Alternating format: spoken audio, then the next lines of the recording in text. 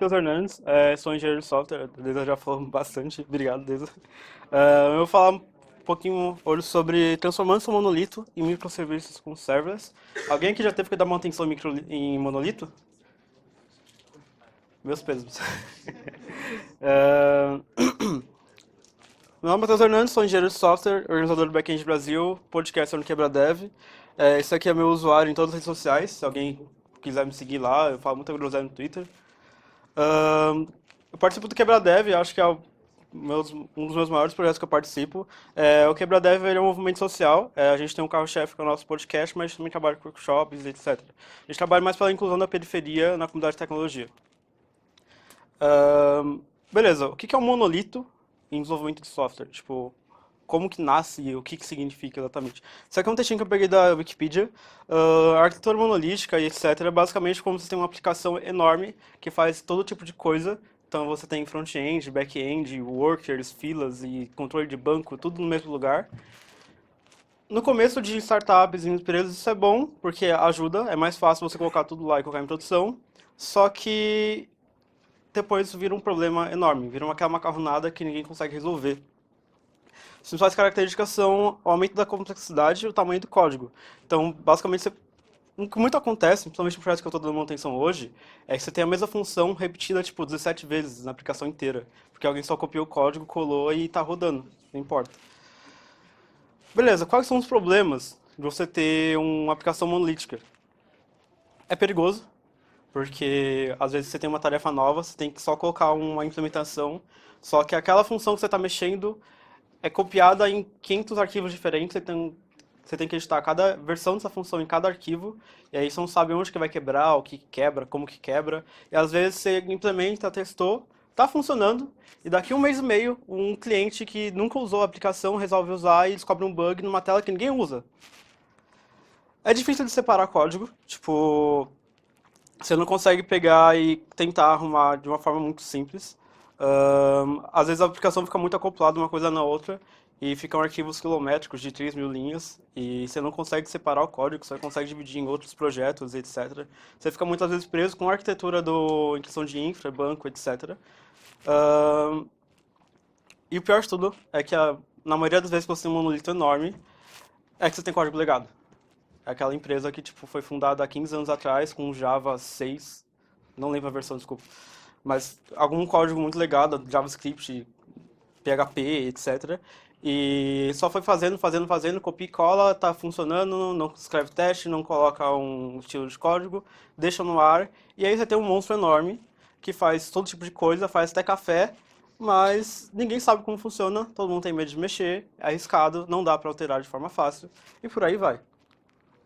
Beleza, o que são microserviços, para quem não conhece? Basicamente, microserviços é você pegar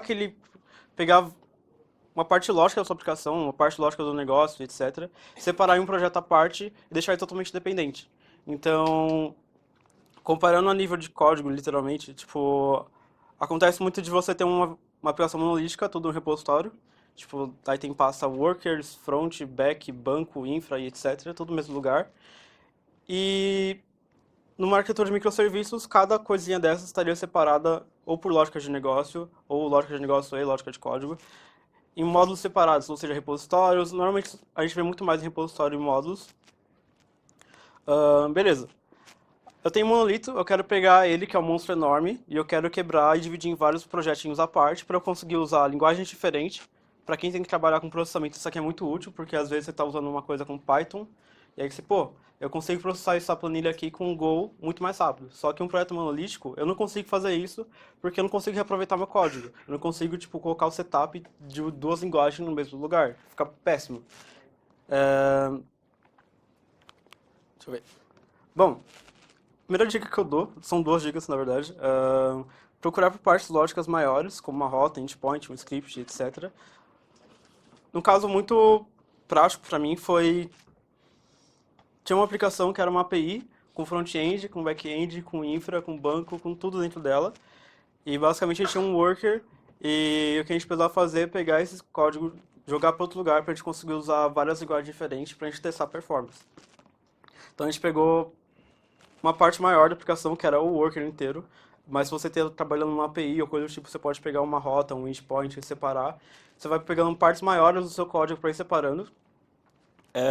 Isso é bem diferente de você escrever, pensar num modo de teste unitários, porque isso já aconteceu muito comigo, com meus amigos de trabalho, que é você tentar pegar uma parte maior do código, separar para transformar em microserviço, e você sem querer, tipo, copiar pequenas mini funções e transformar em pacotes à parte ou coisa do tipo. Isso é bem semelhante, mas a gente tem que tomar cuidado para não confundir as coisas. Um exemplo prático é o próprio worker, ou uma rota da API, ou um novo admin, ou coisa do tipo. E se você puder deixar o controle de versões mais. Se você puder deixar o controle remoto, por exemplo, eu tenho uma aplicação B2B, eu tenho uma entidade que representa a conta do meu cliente, e basicamente eu tenho campos de features, beleza? Essa pessoa aqui ela pode acessar essa tela nova, essa pessoa pode usar tal coisa nova. Seguindo esse modelo, você consegue, por exemplo, colocar um if lá em cima do código legado daquele monolito e falar, beleza, se esse cara tiver a feature do novo projeto, do novo microserviço ativada, redireciona para o microserviço novo. Isso não funciona em todos os casos, porque depende muito da sua aplicação. A nível de API e processamento de fila, etc., isso é mais simples. Mas se você conseguir fazer isso, é ótimo, porque, beleza, eu coloquei no ar e eu deixei um cliente de teste, tá funcionando. Aí eu resolvi colocar todo mundo depois. Ah, quebrou, o que que eu faço? Vou ter que correr, acordar 3 horas da manhã para fazer outro deploy? Não, você só precisa dar um switch no banco. Infelizmente, nem sempre isso aqui é possível. Ahn, Algumas dicas se necessário, repita código. Sempre que a gente vai pegar um monolito e quebrar em vários microserviços, querendo ou não, a gente tem que pegar aquele código. Já está repetido em 17 lugares, repetir mais um lugar, mas aí sim a gente vai conseguir repetir, refatorar, testar e deixar bonitinho, funcionando. Começa com parte simples. Então, beleza. Eu disse sobre pegar partes maiores em questão de lógica. Só que se você não está acostumado a pegar, se a sua equipe ou você não está acostumado a pegar uma parte lógica do seu código e separar em outro microserviço, não vai pegar tipo o core da aplicação para separar em um microserviço. É mais fácil você pegar tipo uma rota ou alguma parte mais simples, tipo que não tenha tanto peso na aplicação e etc. Separar ela em um microserviço e ir brincando, descobrindo como que você pode separar, como que fica mais fácil você lidar com a sua aplicação. Evite parte pequena demais. Isso é meio que repetindo o que eu falei, que é só evita pegar tipo função por função por função por função. Tipo, procure partes lógicas maiores, como um endpoint, script, etc. Evite manter tudo no mesmo arquivo, principalmente código novo e antigo. Beleza, eu estou quebrando meu monolito em vários microserviços, só que eu não quero separar em repositório à parte, eu quero manter tudo no mesmo lugar, só vou criar uma pasta nova e etc. Se você precisar, se você conseguir manter no mesmo arquivo e você vê que é possível, não faça isso, porque você pode confundir seu código. Eu já confundi muito código novo, código antigo, e tipo, teve vezes que eu tava mexendo em uma rota antiga, que tinha um código novo, mas eu não sabia, e aí eu acabei arrumando bug da versão antiga e não arrumei da versão nova. Bom, essa parte do slide que eu não consegui encaixar logicamente no fluxo inteiro, então vou ter que deixar ele meio solto. Para fazer todo esse controle, assim, a gente precisa de alguma coisa que ajude a lidar mais com infra. Eu vou falar de serverless porque eu achei ele mais simples para fazer todo tipo de processamento. Eu trabalho mais com APIs e filas de processamento, então usar alguma coisa em cloud para mim fez muito mais sentido. E é o caso de uso melhor que eu consigo trazer para cá. Serverless basicamente ele é um framework para você conseguir gerenciar serviços em cloud. Ele é open source, ele é versátil, tipo, você consegue fazer bastante coisa com ele, tanto trabalhar com processamento de dados, etc., quanto criar, tipo, pequenas rotas à parte. Eu já mexi muito com o Google Cloud por ele, e um pouco com a Amazon. A Amazon é um pouquinho mais completa para quem quer trabalhar uma pegada bem serverless mesmo. Essa talk eu tinha dois possíveis caminhos para seguir com essa talk.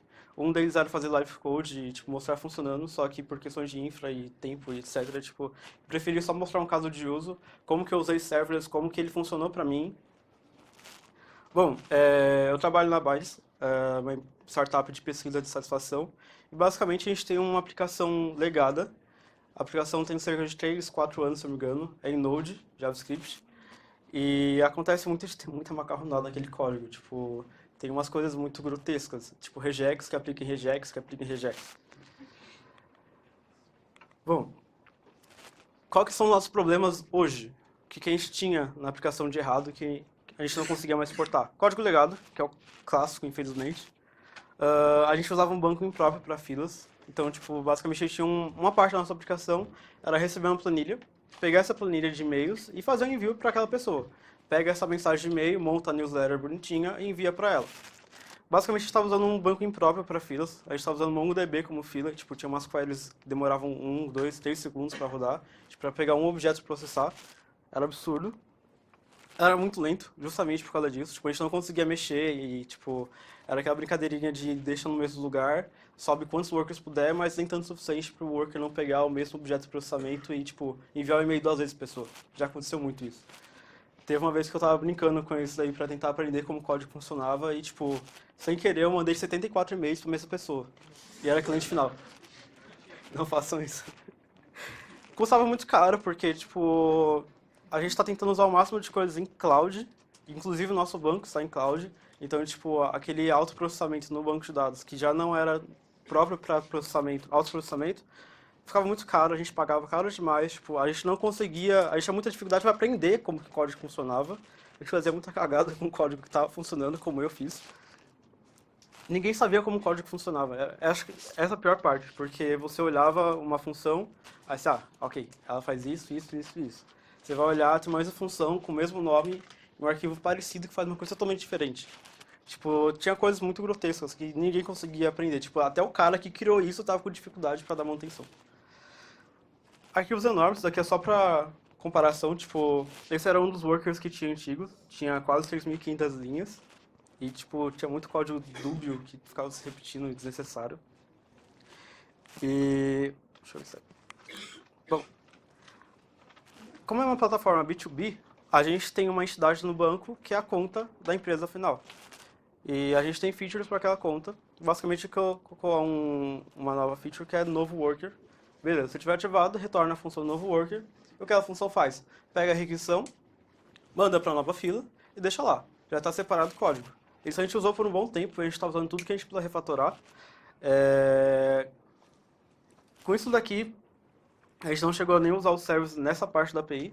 A gente teve que pegar, conseguiu abstrair a parte de processamento de filas, como tipo, tudo que a gente precisava fazer já estava uma rota que enviava para a fila. A gente colocava um if, que foi esse caso, chamava nova função, a função pegava e mandava para outra fila, e como a gente mandava para outra fila, ficava salvado lá, a gente conseguia tipo, criar quantos projetos a gente conseguisse, testar em quantas linguagens a gente quisesse para ver o que era mais vantajoso para a gente, e ao mesmo tempo tipo, a gente não afetava os usuários em produção. Se desse alguma coisa errada, como aconteceu várias vezes antes de ir pro ar, tipo, a gente conseguia dar só trocar no banco de dados e, tipo, funcionava direto. É, As melhorias que a gente teve no produto, usando serverless, código atualizado, fácil de refatorar. A gente manteve a stack em Node.js, só que a gente estava usando agora Node.js 8, indo pro 10, se não me engano. A aplicação estava em Node 4 e depois foi pro Node 6, então, tipo, tinha código muito legado lá. Como esse switch de versões, entre aspas, de microserviços era mais simples, a gente só conseguia tipo, seguir o mesmo fluxo para tudo quanto é coisa que a gente precisava fazer na empresa. A gente fez especificamente essa parte com serverless. O nosso projeto basicamente são várias mini funções que vão fazer partes pequenas do processamento. Aumento de performance, porque como a gente se desprendeu totalmente da arquitetura antiga, a gente conseguia tipo, testar quantos tipos de banco para processamento a gente quisesse. A gente conseguiu testar Kafka, RabbitMQ, Redis, agora a gente está usando o Google PubSub, mas a gente conseguiu tipo, brincar quanto a gente quisesse com qualquer tipo de infraestrutura. Tipo, agora a gente está indo para uma V3, que é basicamente pegar, criar um worker mais robusto e atualizar toda a aplicação. A gente consegue reutilizar muito bem o código. Uma coisa que a gente fez foi tipo, pegar essas mini funções de matemática, etc., que estão repetidas em 20 lugares no código, colocar em um pacote à parte e começar a reutilizar em tudo que a gente estava refatorando ou separando em microserviços. Então, tipo, o cálculo de quanto que uma pessoa gostou de um produto, a gente conseguia pegar, separar essa função de cálculo, colocar em um projeto de úteis à parte, e depois a gente conseguiu reutilizar esses úteis em todos os outros microserviços que foram surgindo ao longo do tempo. Mais fácil de testar, porque é código novo, a gente criou do zero, a gente sabe como foi feito, a gente conseguiu documentar, escrever testes, etc. Liberdade para alterar as coisas. Agora a gente está testando, começando a fazer teste de performance mais sucinto em cada tipo de banco que a gente está usando, linguagem, etc. Porque a gente realmente quer ter um alto processamento com o mínimo de gasto possível justamente para conseguir aproveitar o máximo dos serverless. Então, tipo, a gente está testando vários tipos de bancos diferentes de processamento, controle de filas, etc. E o maior arquivo no novo projeto tem 148 linhas. Tipo, tudo bem que isso aqui não é uma métrica muito justa, mas a olho nu, tipo, é uma grande mudança. Você pegar um arquivo com 3.500 linhas e, tipo, pegar a maior função do outro e transformar em 148 linhas. Tipo, tem função de 15 linhas, 5, 10, por aí vai. É, os servers, eles não servem só para processamento. A gente está usando muito processamento porque é o nosso caso de uso, tipo, é o que pra gente vai servir muito. Mas a gente já brincou bastante em criar endpoints com serverless, tipo, começar a pegar a nossa aplicação, endpoints muito específicos e começar a quebrar e, tipo, redirecionar para outros lugares. Para quem precisa fazer, pegar APIs e transformar em vários microserviços, pode parecer meio trabalhoso, porque basicamente você tem uma API antiga, você precisa transformar em várias mini APIs. Para fazer isso, você precisa ter um controle, ou o front-end, quem estiver consumindo, vai ter que bater em vários endpoints diferentes, e aí você vai ter mais trabalho ainda para educar quem é que está consumindo. Mas uma das outras formas é você criar um API Gateway, que é basicamente para você controlar, tipo, quando que você vai, para onde que vai cada requisição. Então, com o Serverless não tem um API Gateway, mas a gente usou o Istio para a gente conseguir manter a versão antiga e a versão nova no ar. Então, beleza. Tem a versão nova? Usa a versão nova. Não tem? Vai para a versão antiga. A gente conseguiu consumir o mesmo endpoint. A gente não teve alteração no front-end, que infelizmente é outro monolito enorme. É, eu só vi esses dois casos de uso para serverless, mas eu acho que, tipo, se você conseguir, se vocês quiserem brincar, vocês conseguem, tipo, criar muito mais coisas com eles. E é isso. Tentei resumir o mais possível. Espero que vocês tenham gostado. Alguém tem alguma dúvida? Tem uma... Salva de palmas pro Palestino, gente. Só um pouquinho. Uhum. Ele terminou mais um pouquinho, então a gente tem os minutos para perguntas. Alguém tem uma pergunta sobre serverless, microserviços? Alguém? Cadê? Não estou enxergando. Tudo bem? Cara, a minha dúvida é mais como que você controla as versões? Vocês continuam usando multi-repo, mono-repo? Então, tipo, a gente tem várias. A gente tá usando acho que umas duas formas diferentes de fazer esse controle. Tipo, esses casos especificamente do processador, tipo, não fazia sentido a gente manter no mesmo repositório, porque a gente não queria que virasse outro tentáculo do monstro. Então a gente pegou e, tipo, separou em um repositório à parte para conseguir deixar o código separado bonitinho. Mas teve casos que, tipo, por exemplo, caso da API, que a gente queria refatorar alguns endpoints, a gente não queria que, tipo, criasse um outro repositório para ter uma função, por exemplo. Tipo, a gente não seria útil. É muito mais dor de cabeça trabalhar com um outro repositório nesse caso do que com uma parte pequena. Então a gente só criava uma pasta nova, tipo, nova API ou novo controller, etc. E a gente só fazia redirecionamento pelo issue, ou, dependendo de onde fosse, só chamava, tipo, a nova função da nova rota. Mas muitas vezes, tipo, a gente não conseguiu usar muito o Git, a gente pensou em aproveitar o Git para controlar esse versionamento, só que, tipo, ficou muita coisa para mexer, porque basicamente você tinha o versionamento do Git e o versionamento dentro do código, tipo, nova versão e versão antiga. Então, para simplificar, a gente manteve tudo, tipo, na master mesmo. Teve essa parte de vários repositórios, para partes maiores como o Worker, mas para rotas, umas coisas não tão sérias assim, a gente conseguia manter, tipo, em pastas separadas. No máximo, tipo, dois arquivos separados com o mesmo nome e algum traço, tipo, new, coisa do tipo. Alguém tem mais uma dúvida? Bom, eu tenho duas dúvidas. Quais foram os problemas que você enfrentou utilizando o serverless em produção? Tipo, quais os desafios? E como é que é a experiência de desenvolvimento no geral? Porque um tempo atrás eu cheguei a mexer com serverless na AWS.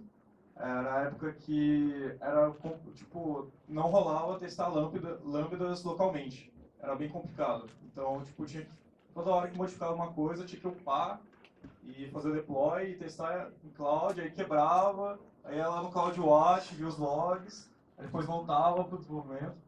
Então, eu passei por isso, mano, muitas vezes. E, tipo, tem algumas coisas do server, na época, tipo, o invoke local não tava funcionando, a gente também não tava conseguindo executar local, e, tipo, A gente não queria ter que depender da arquitetura. Tipo, a gente não queria ter essa dependência de, tipo, ter que depender da API para saber se a função está funcionando, ou depender dos servers ou do sistema de cloud que a gente está usando. Até porque a gente estava querendo testar tudo. Então, tipo, a gente tinha o mesmo código na AWS, no Google Cloud, etc. Então, tipo, o que a gente fez foi abstrair o máximo possível da conexão do input. Tipo, a gente formatava o input e sempre testava local. Tipo, a gente cobriu os de testes unitários o máximo possível. E, tipo, tudo que você precisa fazer é só abstrair a entrada, tipo, padronizar a entrada, nem que seja, tipo, copiar e colar código, tipo, eu recebi o objeto de evento, eu só pego o data e passo. Tipo, na função eu só recebo o data final e já era, e aí eu escrevo o teste e pronto. Você mocava tudo, então? Fazia mock de tudo, sim. Tipo, como era um objeto específico, tipo, não tinha mutação de objeto, a gente sabia o que esperar e, tipo, as poucas variações do que esperar que tinham. Então era mais tranquilo pra mexer. Mas sim, tipo, essa parte de fazer a invocação local é meio complicadinha. Principalmente se você quiser reutilizar o seu código em vários serviços em nuvem diferente ou tipos de versionamento diferente. Por isso que, tipo, a gente fez o máximo de mock possível e abstraiu o input do código real. Faz ok? Oi, Matheus. A minha pergunta é muito parecida com a dele, né? Eu queria saber como é que vocês trabalharam a parte dos serverless, né, na AWS.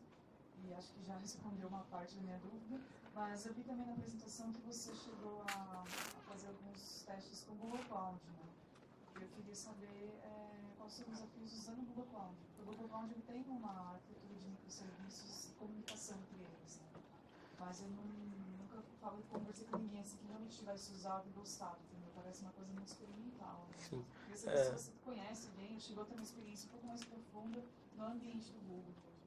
Então, tipo, quando eu entrei na empresa, a infra toda tava no Google Cloud, tipo, tirando o banco, etc. Mas, tipo, infra só em questão de, tipo, alguns servidores tinham lá, mas também tinha muita coisa na Amazon, e a gente tava, tipo, Amazon, Google, Azure, enfim, etc. Eu comecei a brincar muito com o Google Cloud, tipo, hoje a gente colocou 100% Google Cloud, tipo, essa parte do servidor a gente conseguiu jogar pro Google Cloud.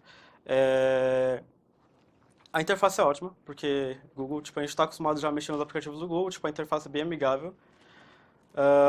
Eu tive alguns problemas com casos específicos em documentação, porque eu tenho um pequeno problema com a documentação do Google, a maioria dos projetos do Google, tipo, a mesma documentação existe em vários lugares diferentes, só cada lugar tem seu pedaço da documentação. Então, tipo, é meio difícil de achar algumas coisas específicas. Mas eu não tive muito problema.